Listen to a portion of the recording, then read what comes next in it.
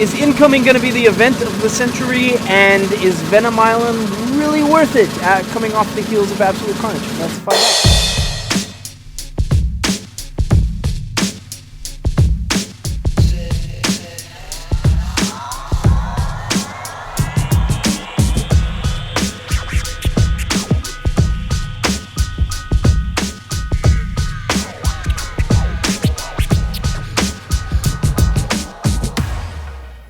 Hey, Green Machine friends and fans of fun. It is Christmas. It's Christmas Eve. And even though New Book Wednesday is technically tomorrow, we're not going to be open tomorrow. And on top of that, we have a smaller shipment. They have sent us a tiny shipment because it's the holidays. And we'll give them a break from criticism this one time, I think. One time. But we do have a relatively small, short, sweet show. Maybe we'll reflect at the end of it. I don't know.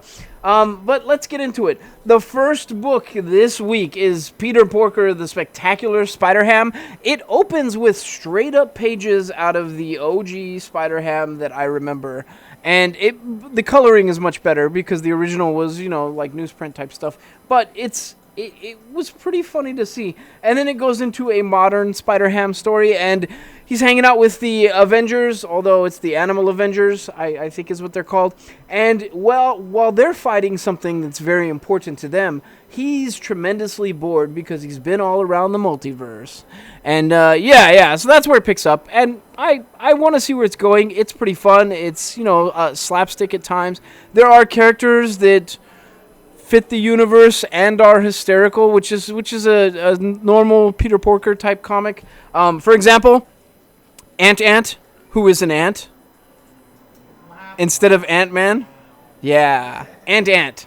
So it was pretty good. This is Wells, Robson, Arcianega. Really, you have to like a little slapstick. You have to like a little cheese. You have to not be able to take yourself seriously to enjoy Spider-Ham or be a kid. I'm sure kids would love this. So it'll be on our shelves. Next is probably the biggest book of the week, and that's Incoming, not just because it's a giant trade paperback size novel that is only, it's $9.99, but you're paying, you're getting quite a bit of story here. And I can't see who's involved because they didn't put them on the front page. That's a shame. But it's basically a gigantic story that follows a lot of moving cogs, including, I can't remember the cowboy character. I'm going to have to look him up. Jerome Hamilton.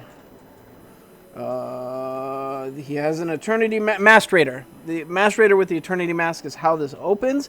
There is a lot of cogs in play. You want Immortal Hulk? He's in here. You want Nova? He's in here. You want Doctor Strange? He's in here. You want Captain Marvel? She's in here. Everyone and their mother is in here, and for good reason.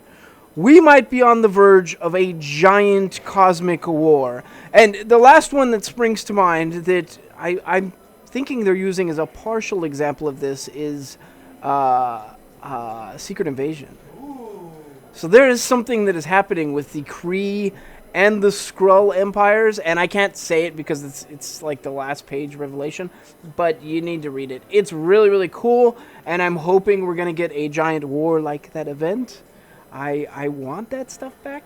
But anyway, so Incoming issue number 1, $10. Come pick this up. If you're a Marvel fan, don't skip on this. It's really good. Next is Doctor Strange, Surgeon Supreme, and this is Mark Waid, Kev Walker, and Java Tartaglia. And I could tell right away that they've swapped the artist. It's not, who is it? Was it Jesus Saez?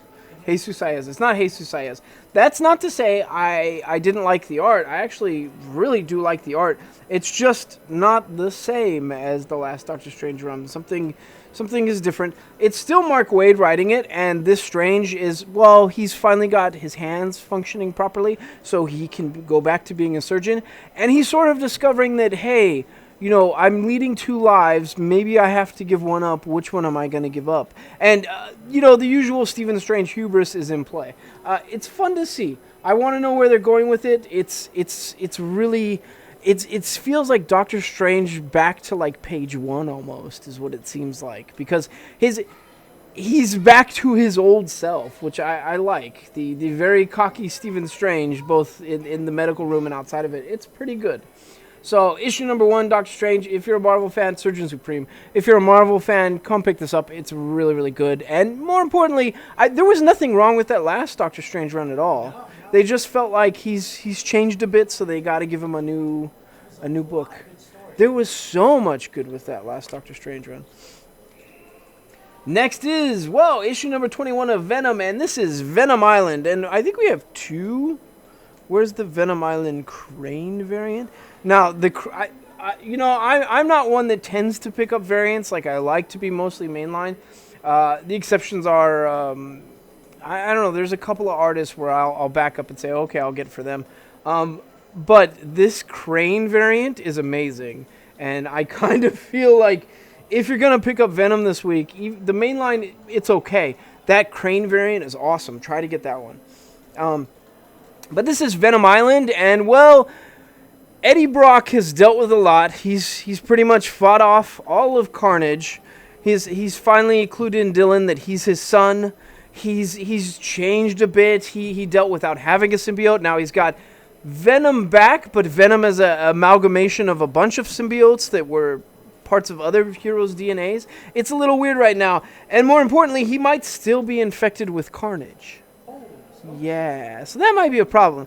One thing that I loved about this is he interviews at, of all places, Avengers Mountain. Yes! That's pretty cool. And he blows it. He blows it because he's Eddie Brock. You know, that's going to happen. But Does not interview well. But it's setting the stage for something pretty big. And I'm going to say right now, the way it feels to me is it feels like Rambo meets Venom, which is something I really want.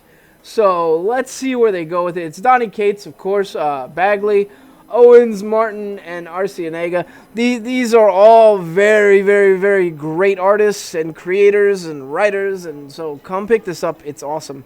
I will say that as far as Venom art is concerned, something felt slightly off, and I'm not quite sure what it was, but it didn't feel like its normal form.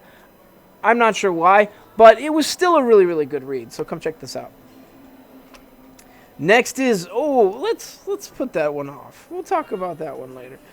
Next is Sonic the Hedgehog, issue number 24. And, okay. I got to remark on this. When we started with this storyline was the beginning of the year. It was Sonic has all his pals infected by, like, a metal that sort of turns them into zombies. Yeah. It's still going on. It hasn't stopped. It's kind of wild. They're a little desperate. Not much has changed. There's some new characters that wind up losing the fight. They pay the ultimate sacrifice and zombify. I don't know. I do like good storylines, but I gotta tell you, I'm not the biggest Sonic fan, and I think 12 issues for the same storyline is a bit much. But that's just my 2 cents. This stuff still flies off the shelf, so, who knows? If you're a Sonic fan, you definitely won't be disappointed with this issue. And art, you know what to expect from the art. The art is typical Sonic art. It is what it is. But if you need a little bit of the Blue Racer in your life, come pick this up. Blue Hedgehog. Next is, this is Chuck Palahniuk and Cameron Stewart, and of course we're talking about Fight Club 3. And this is issue 12. This is the issue where I said they would wrap everything up, they would put a bow on it, they would explain everything, and it was I called it. He had 6 issues on Fight Club 2 that were really, really amazing, 6 or 7, and then the last 3 was a train wreck, and it happened again. I don't know where they were going with this story. It got really weird. It felt slipshod at the end. It was very, very strange and very surreal, which is a pretty much a trend for Chuck Palahniuk, but that doesn't necessarily mean it's a good book, because Chuck Palahniuk is also, the trend is 2 good books, 1 weird book. And wow, both Fight Clubs have had weird endings for me. So I don't know. I will say the art is top notch. There is nothing to complain about the art. Cameron Stewart kills it every time. Like, this art is so good. Now, the storyline is just, it's weird. I'm sorry, it's weird. If you're a huge Chuck Palahniuk fan like I am, you're probably going to pick it up. But that doesn't mean that you're going to think it's the best story ever. In my opinion, it's not. I'm sorry. But yeah, so we have it. Come grab it if you want. The last book on our list for this week is The Marked, and this is issue number 3. Marked, if you don't know, is a story about a bunch of, I guess, wizards, sorceresses, or something, that they have, their magic comes from tattoos, and they have different tattoos. One of them sort of defected and went to the government, and is now stealing tattoos from other people. It's wild. Now, any story that was based around tattoos and magic and stuff like that should have the best art. And in my opinion, this one does. The story is pretty good. It centers around, the backdrop is apparently Nazis tapped into this power at one point. So one of them is sort of using the same setup for it. It's wild. But the art has to be outstanding. You cannot tell a story about body art and body modification that centers around magic without good art. And this is just amazing. There's nothing to complain about this. It's my God, it's so awesome. So if you're an art buff like I am, you will love this. If you're a story buff and just want a good story, a different take on magic, again, you'll love this. This is great. There is nothing to complain about here. This is David Hine, Brian Haberlin, and Girard, Geirrod.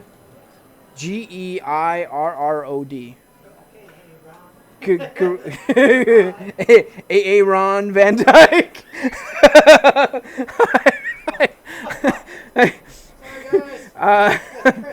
Wait, little Kim Peel joke. It's not bad. That it's okay. I will murder names, but what I will tell you is that this is honestly one of the Rolls Royce of comics out there right now. This is an amazing book from Image that I have little to complain about. I will say that one of the characters seems a bit stunted at one point, but there's good reason for it, and you got to buy the issue to find out. That's all I'm going to say. So that's most of our show for this week. Anything you want to add?